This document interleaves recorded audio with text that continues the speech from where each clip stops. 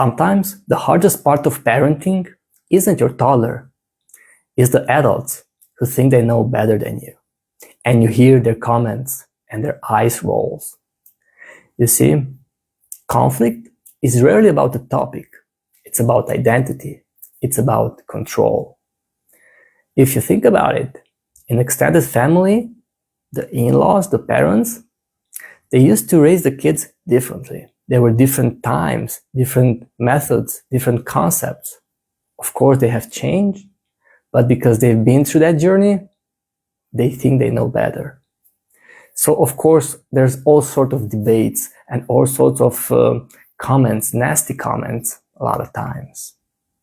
And that leads to the family not being that united. So here are two simple practices that I found that work for me.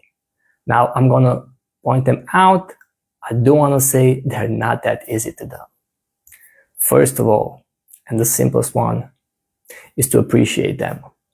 You see, if you still have in-laws or parents, they can help, especially when there's an emergency. So I simply tell them something like, I know how much you love your grandchildren, and I'm happy you're there for them. But also, I try to limit them, because you know what happens. Whenever there are visits, their nap time, the naps, that routine is being destroyed. And of course, they offer cookies and all sort of food that we don't agree with. Anyway, logic doesn't really work. I mean, we tried so many aspects, so many discussions. They still give a lot of sugar to the kids. So the second practice is to move as far away as possible. Right now, we live about 3 hours drive from my in-laws, and I do want to say that is one of the best things that happened to my family.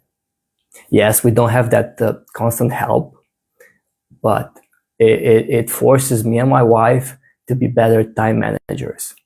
And also, I feel like my family is more united because we have to do everything. We still visit our in-laws, but it happens only like once or, twice a month. But the visits are shorter. And because of that, their influence is pretty low.